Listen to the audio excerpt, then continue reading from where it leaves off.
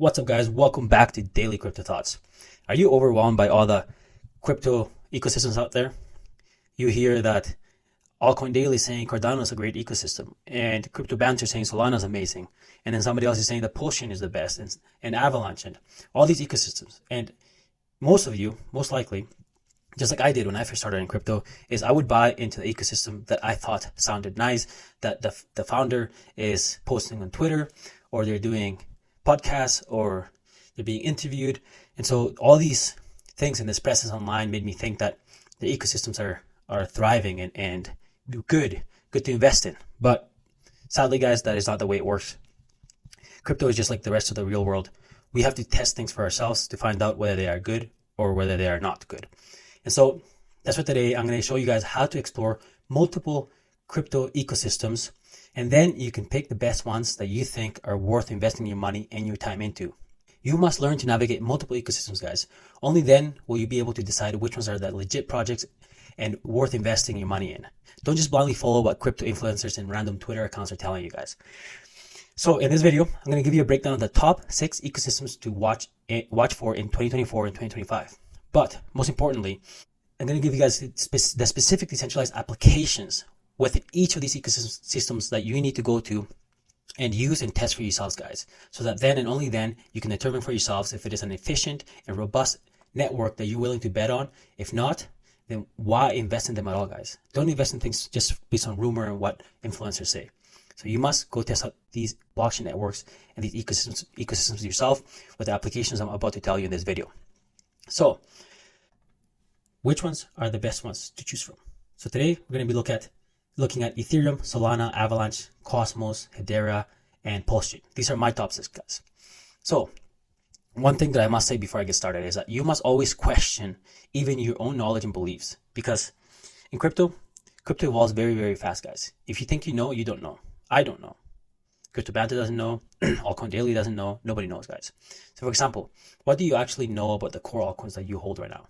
Aside from their price, their market cap, and maybe the circulating supply?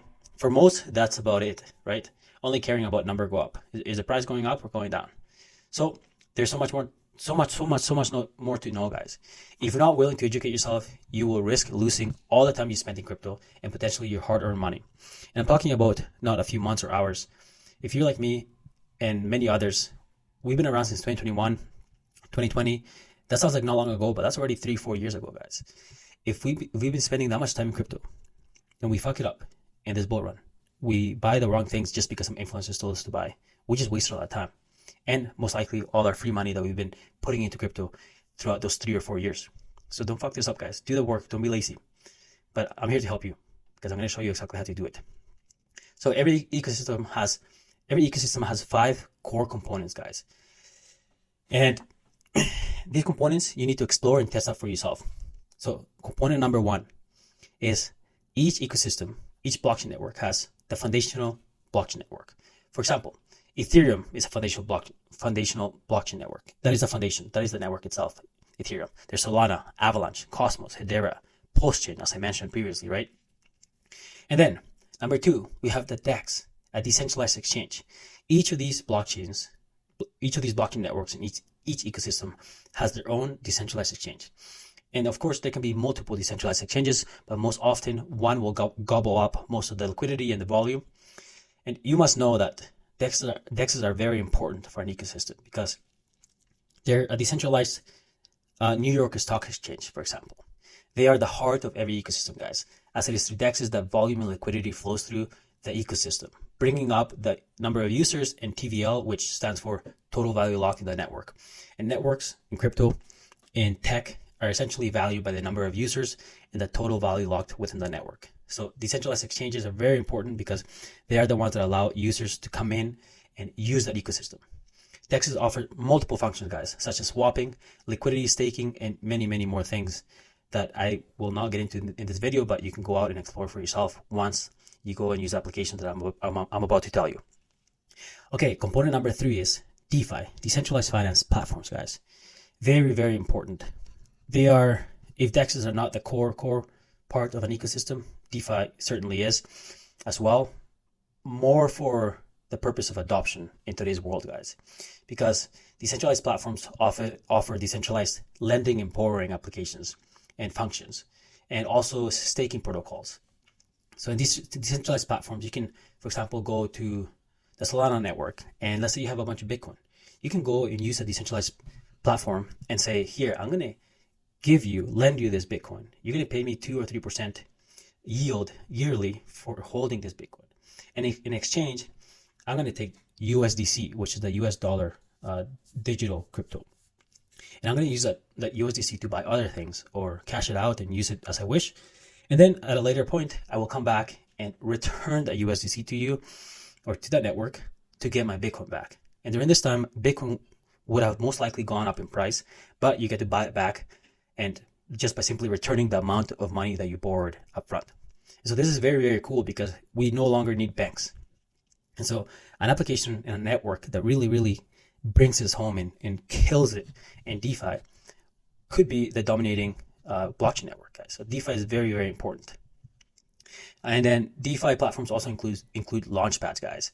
A launchpad platform, a launchpad is essentially a platform where new projects go to raise funds. It allows them to raise funds from the community. So you or I could go and buy up some Jupiter, for example, the exchange on Solana.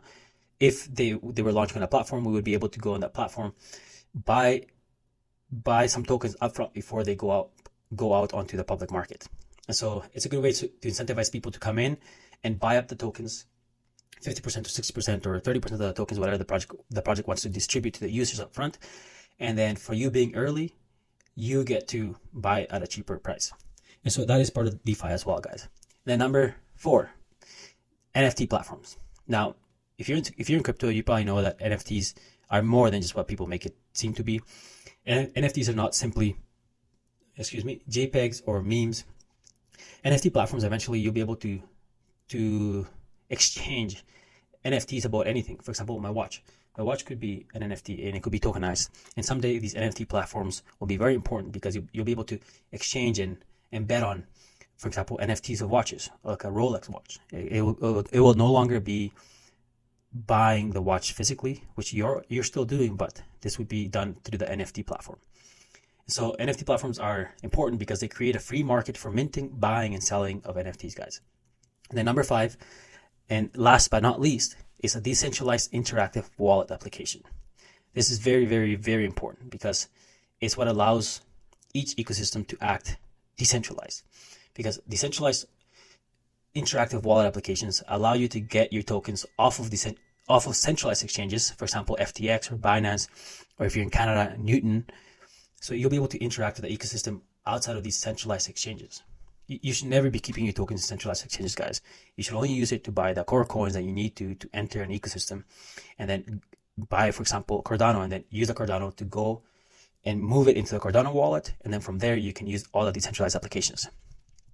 And then also, decentralized interactive wallet applications are still interact with decentralized platforms, guys, through the wallet application itself by using Web Explorer tab. So each decentralized app will have a Web Explorer app tab where you can go and search, for example, the URL for the NFT platform that you want to use.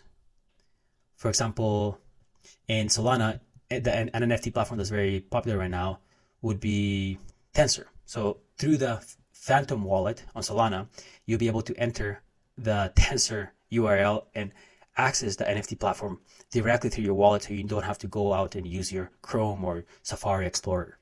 So very cool, right? So you can use all these applications, DeFi applications, decentralized exchanges, and any other application through your wallet. So these are very, very important because it's how you explore the whole ecosystem is through this web page, Web Explorer within each wallet. And so if an ecosystem doesn't have a proper decentralized wallet, then it really, really harms the ecosystem, because if the wallet is not very interactive with the rest of the platforms and the rest of the ecosystem, it can really harm the user friendliness of the network. An example of this is Hedera. Hedera is amazing. There's great projects on it already, but Hashback can be very laggy sometimes. But anyway, before I dig too much into applications right now, first I just want to say that there are multiple narratives within each ecosystem. Like there's narratives in crypto that go around and become very popular. But just know that these narratives can happen throughout all these ecosystems. And so you can explore different narratives throughout different blockchains using all of the different platforms. For example, if you go here to the banter bubbles and I go to hot narratives, these are the narratives that come up. So they got memes. Well, memes are going down. GameFi are going down today, -2%. Storage, L2s, AI, NFT marketplaces, layer ones, DeFi, SEC coins, centralized exchanges, decentralized exchanges, metaverse. So all these narratives can happen throughout any of the ecosystems, guys. So one thing is to determine which applications within which ecosystem are good or not. Like for example, which DEX is good, which ecosystem has a good DeFi platforms or NFT platforms or a good wallet. Those are core infrastructures of the ecosystems themselves. However, the narrative and the projects that are built to represent those narratives are very independent, and they're not actually a core part of the ecosystem itself. So those narratives can build up within any of these ecosystems. So now let's go over the applications each of these networks. I'm going to go over the top 6 networks that I listed previously. Let's check, and please make sure to check out the links in the description below. I'm going to put a link for each of these applications for each network. For example, I'm going to put a link for the Ethereum decentralized exchange. I'm going to put a link for the Ethereum DeFi platforms such as Aave, MakerDAO, and the NFT platforms, and etc. for all the applications that I'm going to be talking about for each network. All right, so let's get started here. So Ethereum, as you can see here already, the blockchain network for Ethereum is the Ethereum network. The decentralized exchange is UniSwap. UniSwap is their top decentralized exchange, guys. DeFi platforms are Aave, which they allow lending, MakerDAO allow lending, and they have a DAI stablecoin, and then Compound, which also allows lending. So you can see that there can be multiple DeFi platforms or multiple DEXs as well. Here we could also put, I guess, SushiSwap. And then the NFT platform, the most popular one would be OpenSea, which is an NFT marketplace. And then the most user-friendly and most popular wallet application would be MetaMask. Now, Ethereum is unique because Ethereum is so slow and old compared to all the other, I guess, networks out there, aside from Bitcoin, that people have been starting to build layer 2s to make it more efficient and more user-friendly and cheaper to use and faster to use. So some of those are Arbitrum, Optimism, Starknet, and zkSync, which is quite new. So you can also go in and explore each of those layer 2s, which are almost their own ecosystems within Ethereum, but no need to get into that right now. And then going on to Solana. So Solana, the main blockchain network is Solana. Their decentralized exchanges are Jupiter, which is releasing its token quite soon here this week, Orca, and Radium. Those are the top decentralized exchanges on Solana. DeFi platforms, we got MarginFi, which allow lending. Marinade allowed liquid staking. Liquid staking, essentially what it does, it allows you to stake your Solana on Marinade, but instead of them holding your Solana and you having nothing in return, they will temporarily give you an M SOL, so a Marinade SOL, which means that, okay, you're staking your Solana with them, but in the meantime, you get to use an M SOL to go trade and interact with the ecosystem at the same time while you stake your Solana and earn yield on it.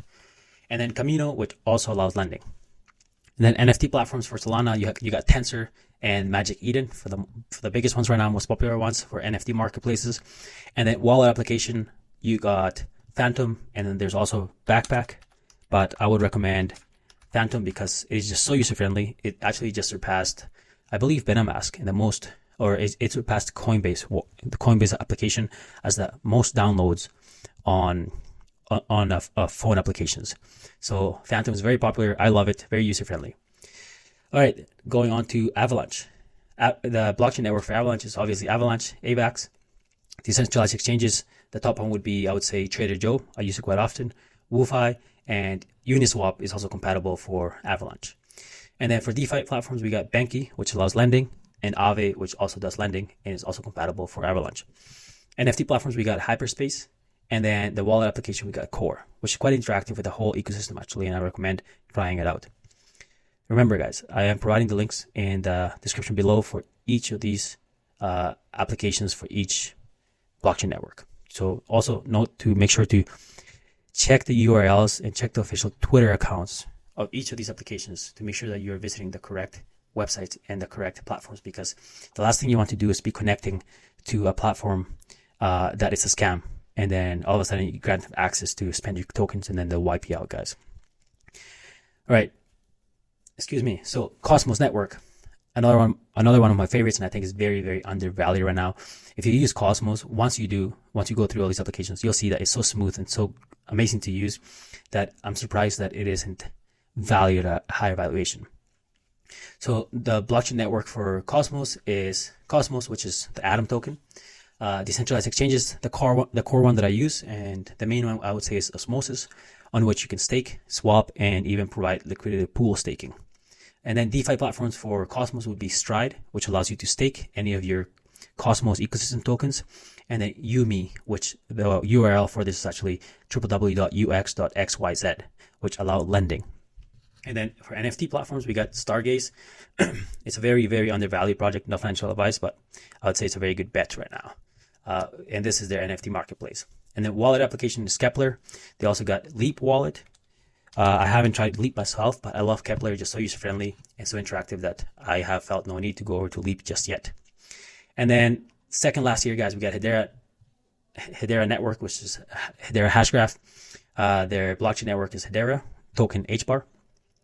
Main decentralized exchange would be SaucerSwap. And then we also got HSuite.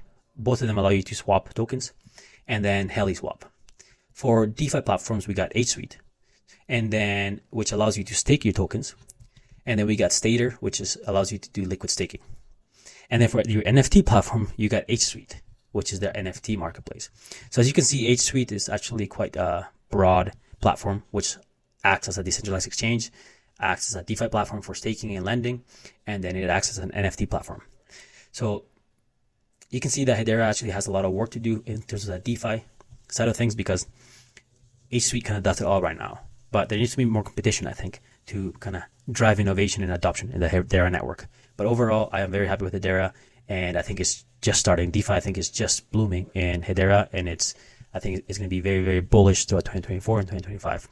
And then finally, the wallet application for Hedera would be Hashpack. It's sometimes very laggy, like I said before, but it's very, very good. I'm actually overall very impressed by it. So now that you familiarize yourself with each ecosystem, you can dive deeper into the narratives that you think will perform the best in 2024 and 2025. Different ecosystems may be better at executing certain narratives than others, as I said. For example, I believe gaming will be best executed in the Avalanche network, guys. And GambleFi will be best executed in the Solana network. Whereas real-world assets will probably be best executed in Avalanche and Hedera network in combination with Chainlink. This is just based on articles and recent adoptions that have been published recently. And then DeFi, I think, will be best executed in the Solana network just because they got so many promising DeFi platforms and so on, guys. But don't take my word for it. Go and explore all these applications in these ecosystems yourselves, please. And then there are also many other ecosystems to explore. For example, you got Cardano, Augur, and Polkadot. So if you go here on DeFi Llama, you can actually see all the different applications that you can explore. You got Tron, Binance, Arbitrum, Solana, Avalanche, Polygon, Optimism, Manta, Pulsechain, Sui, etc. Many, many, many to explore. But if you follow the same method by simply looking at, okay, what's their core blockchain network? What's the decentralized exchange? What's a DeFi platform? What's the NFT platform? And what is the decentralized wallet application? Once you have all those 5 things, you'll be able to explore any network and really get a feel to see how well they perform. Now, go and get ahead of the crowd, guys. But hurry, because the bull run is starting and you don't have very much time. See you next time.